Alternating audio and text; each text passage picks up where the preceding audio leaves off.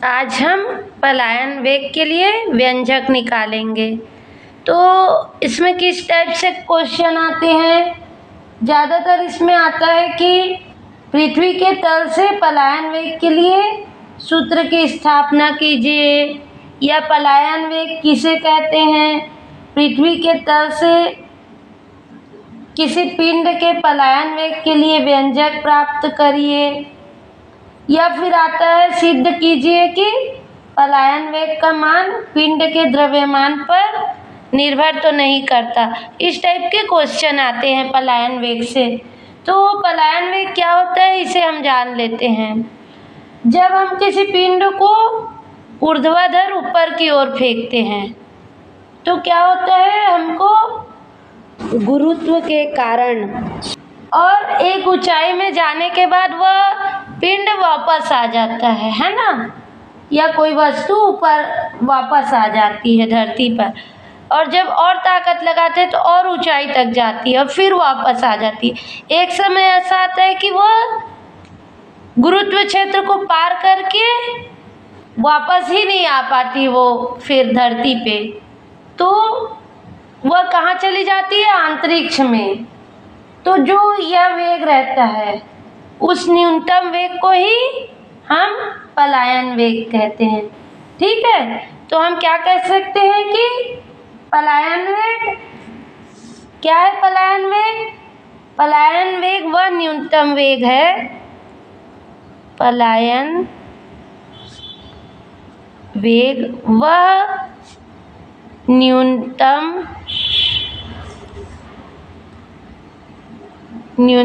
वेग है जिससे किसी पिंड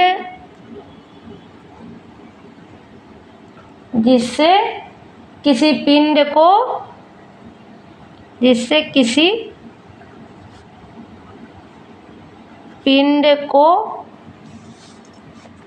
पृथ्वी की सतह से ऊपर फेंके जाने पर पृथ्वी की सतह से ऊपर फेंके जाने पर वह पृथ्वी के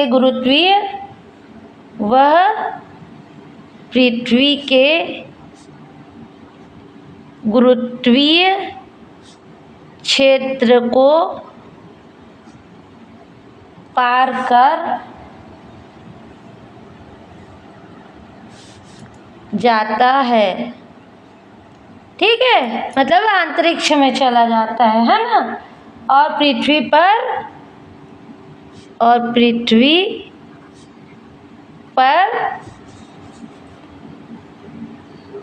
कभी वापस नहीं आता। उस वेग को क्या कहते हैं हम? पलायन वेग। वापस नहीं आते हैं, वापस नहीं लौटता। ठीक है, अब हम पलायन वेग के लिए व्यंजक निकाल लेंगे।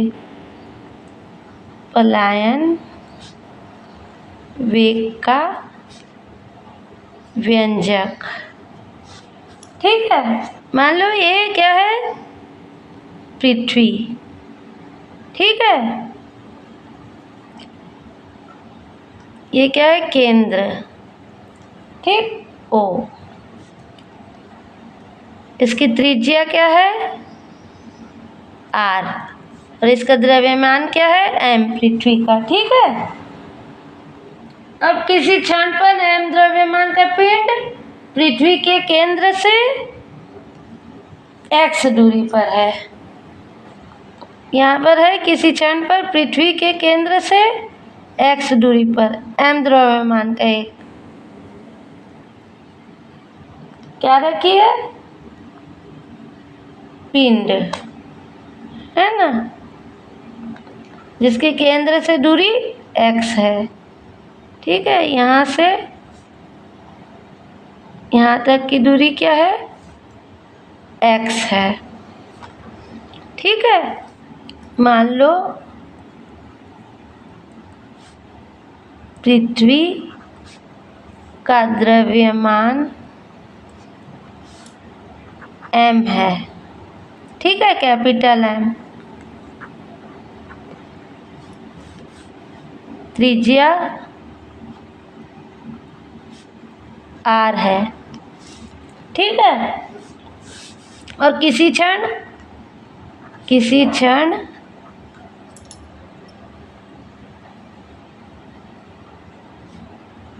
पर m द्रव्यमान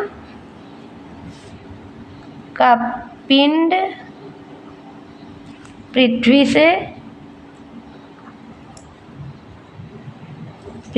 के केंद्र से x दूरी पर स्थित है। ठीक है, x दूरी पर स्थित है। तो इस पर आरोपित बल क्या होगा? तब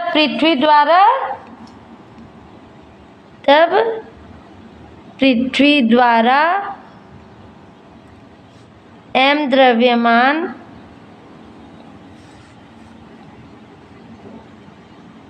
के पिंड पर आरोपित बल क्या होगा? आरोपित बल F बराबर गुरुत्वाकर्षण नियतांक G, है ना, और दोनों पिंडों के द्रव्यमानों का गुणनफल बटा दोनों पिंडों के बीच की दूरी का वर्ग। तो यहाँ पर क्या है? x का स्क्वायर इन दोनों के बीच का, है ना। तो आरोपित बल ये हो जाएगा। अब जो ये पिंड है, अब इसको dx दूरी तक ले जाते हैं, है ना, dx दूरी तक इस पिंड को यहाँ तक ले जाते हैं।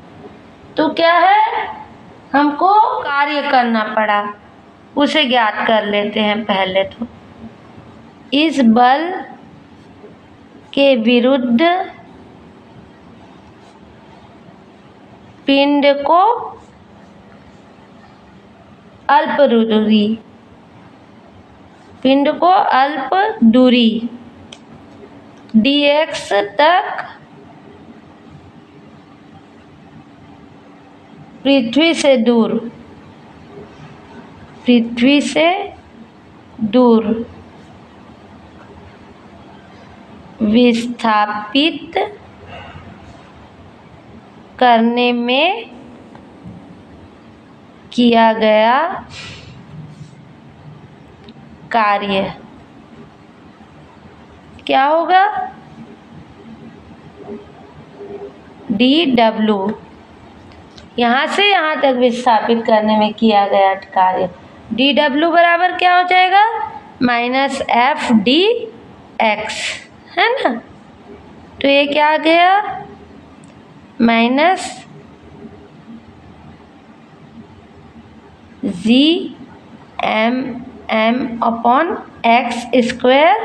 dx। ठीक है, किया गया कार्य इतना हो जाएगा। तो अब पिंड जो रहेगा, पिंड को अनंत दूरी तक विस्थापित, मतलब इधर और अनंत दूरी तक विस्थापित करने में किया गया कार्य, है ना। अतः पिंड को पृथ्वी की सतह से मतलब x बराबर r, मान लो सतह से x से अनंत दूरी, यहाँ पर x बराबर क्या हो जाएगा? इन्फिनिटी तक विस्थापित करने में किया गया कार्य क्या होगा? किया गया कार्य होगा w बराबर r टू इन्फिनिटी। ठीक है, जी एम स्मॉल एम बटा एक्स स्क्वायर डी एक्स। ठीक है, तो जी कांस्टेंट, कैपिटल और एम और स्मॉल एम सब कांस्टेंट है ना, तो इसे बाहर निकाल लिए। और यहाँ पर क्या है, सॉरी यहाँ पर माइनस नहीं है, है ना, यहाँ जी एम एम ये कांस्टेंट है, इसे बाहर निकाल लिए। R to infinity 1/x² D X. इसे हम और क्या लिख सकते हैं, G M M R to infinity x⁻⁻² D X. ठीक है, तो ये आ जाएगा जी एम एम x⁻⁻² + 1/-2 + 1 और लिमिट r टू इन्फिनिटी। चूँकि इंटीग्रेशन हम x⁻n डी एक्स बराबर होता है x⁻n + 1/n + 1। ठीक, इंटीग्रेशन निकालते टाइम हम ये पढ़ते हैं ना, तो ये फॉर्मूला होता है, तो वहाँ से ये आ गया। तो अब क्या आ गया, जी एम एम x-1 यहाँ पर -1 r टू इन्फिनिटी, है ना, तो माइनस बाहर आ गया, जी एम एम, और इसको हम पलट के लिख सकते हैं 1/x r टू इन्फिनिटी। अब हम इसमें लिमिट ले लेंगे, तो -जी एम एम अपॉन ये आ जाएगा r, चूँकि 1/∞ = 0 लिमिट ले लिए, है ना।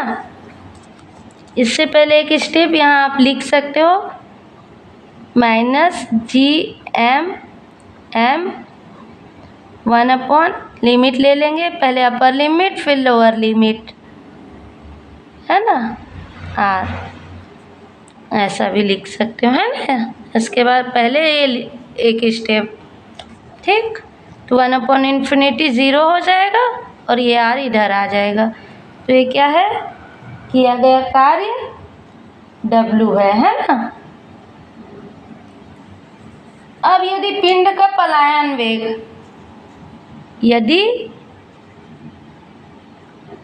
पिंड का पलायन वेग क्या हो, VE, ठीक है, हो तो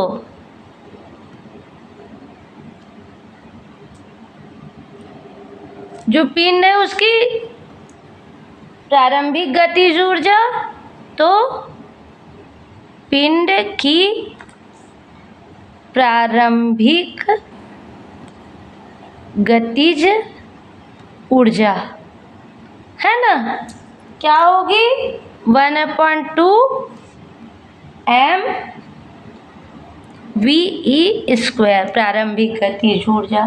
ठीक है, तो जो यह पिंड कार्य करता है वह उस गतिज ऊर्जा के क्या होती है, प्रारंभिक गतिज ऊर्जा के बराबर होती है।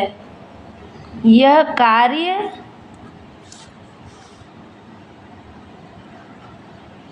पिंड को दी गई प्रारंभिक गतिज ऊर्जा के बराबर होता है। तो जो कार्य करता है वह और जो प्रारंभिक गतिज ऊर्जा है दोनों क्या होते हैं, बराबर होते हैं। तो प्रारंभिक गतिज ऊर्जा क्या है यहाँ पर, 12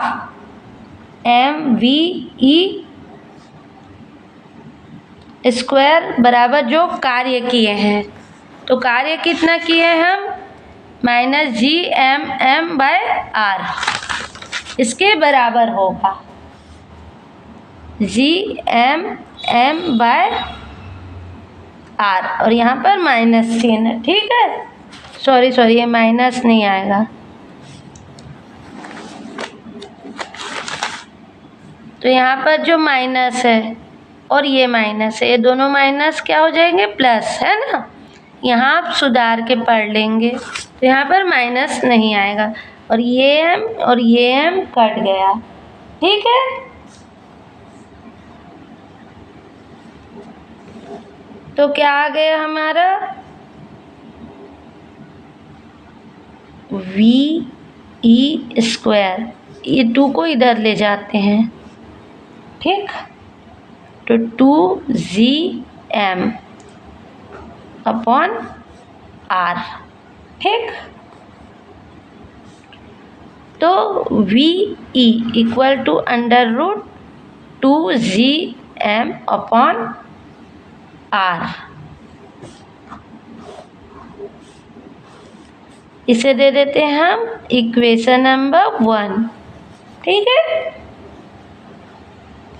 पर हमको क्या पता है, पर हमको पता है स्मॉल g बराबर GM/R², है ना, गुरुत्वीय त्वरण का। तो यहाँ से क्या हो गया, GM बराबर GR², ठीक है। तो GM की जगह हम GR² लिख देंगे। तो इक्वेशन 1 में GM का मान रखने पर क्या होगा, VE इक्वल टू √GR² अपान, यहाँ पर 2 है, R, ठीक। तो ये R कट गया, तो ये आ गया VE इक्वल टू √2GR, ठीक है। और यही क्या है, अभिष्ट व्यंजक है, इक्वेशन नंबर 2। अब यहाँ पर हम देखते हैं कि इसमें द्रव्यमान नहीं है, मतलब पलायन वेग का मान पिंड के द्रव्यमान पर निर्भर नहीं करता, ठीक है। पलायन वेग का मान पिंड के द्रव्यमान पर निर्भर नहीं करता, यही अभीष्ट